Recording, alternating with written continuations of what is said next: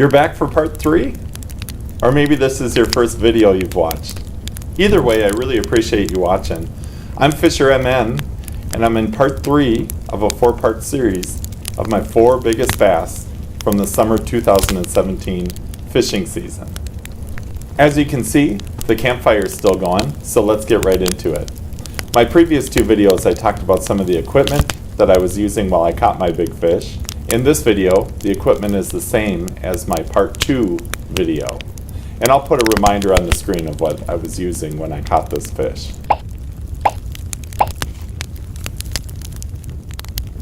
Talk about a beautiful morning. As I was getting on the lake, it just looked like it was going to be one of those good days. Dead calm, and actually kind of cool for a July morning in Minnesota. So I had a sweatshirt on to start. But as the day went on, the weather heated up, and so did the fishing. I would name this as probably one of my best days of fishing of 2017.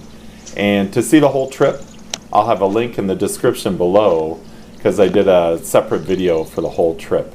As I started around the first corner from the landing where I put in, I got a fish right off the bat. And that was a good sign. Always nice to get a frog fish right off the bat.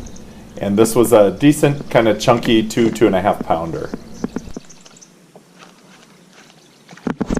There he is.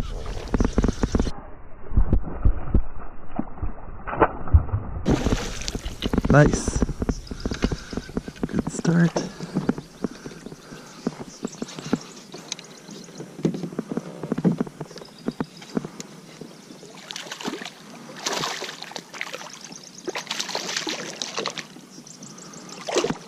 There we go.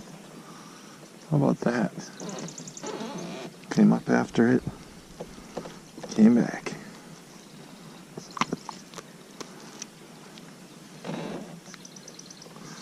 First one of the day. I worked my way all the way around the lake this day, and I caught fish on every stop. The second fish I'll have in the video is about a 3.5 pounder that I got on my way to the spot where I caught the big fish. The nice thing about the 3.5 pounder, maybe you'll agree with me, is I caught it way on the end of a long cast and got to fight it the whole way in.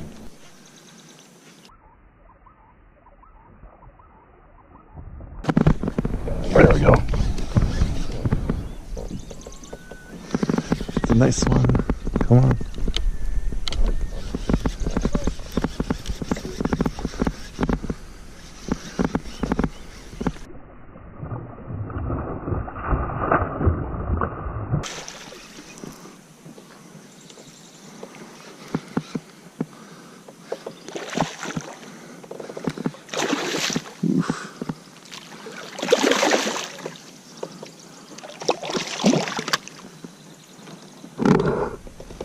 There we go. Nice.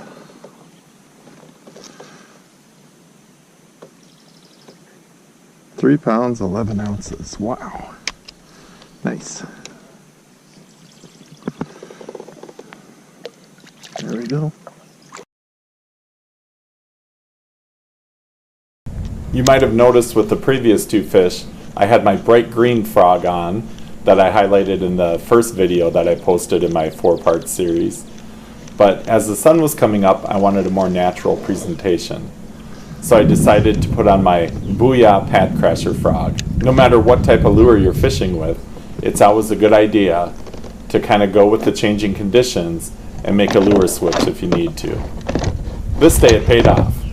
Not too far from where I tied that new frog on, I eased my way into the weed bed, and that's where the big fish hit. Looking frog.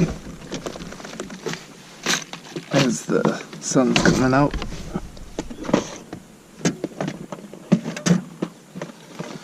See if that does anything. Good old trusty Booyah. Booyah frog.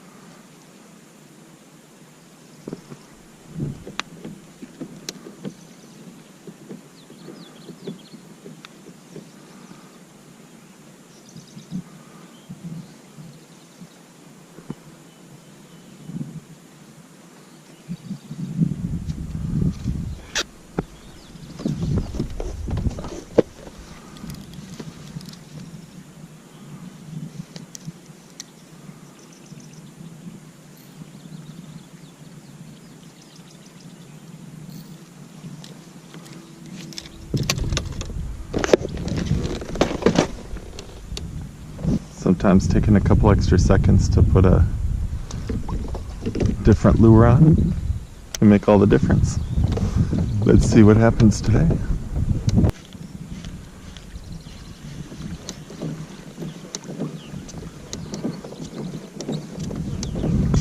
Let's take a shortcut. I just love having a kayak, being able to actually ease into the reed bed that I was fishing, and I could fish from the front of the reed bed into the middle of the reed bed rather than being on the outskirts and pulling it from in the reed bed to back to the boat. Just seems to make a little bit of a difference once in a while. I think it's a little more natural presentation of the bait, as a lot of times the frogs and the minnows are going to be swimming into the cover rather than out of the cover.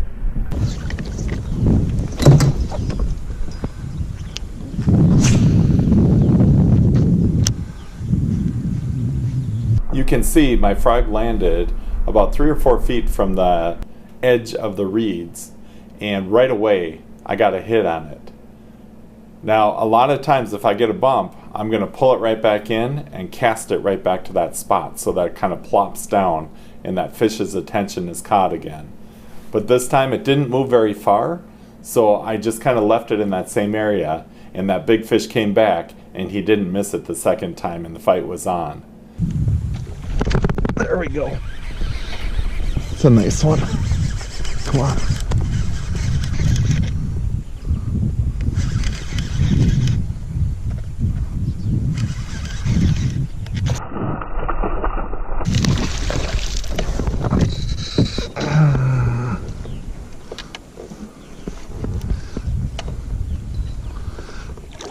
Nice fish.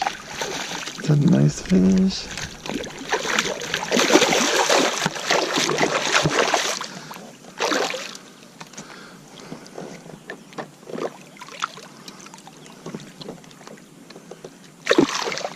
All right. How about that? Back of his throat.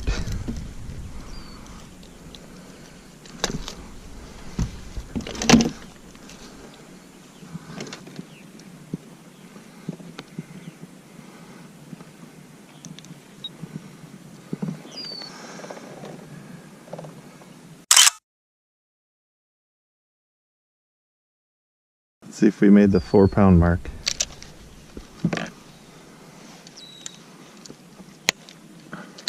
I was able to put it on the scale, and it was a 5-pounder, my third of the summer. 5 pounds even. Missed that 4-pound mark, but that's a good way to do it. Another big largemouth, 5 pounds on the scale. Awesome fight. Here we go.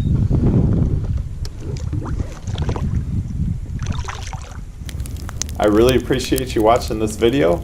I'm going to go throw another log on the fire, and I'll get ready to tell you the story of fish number 4 in my 4-part series next week. If you're getting up there fishing, good luck.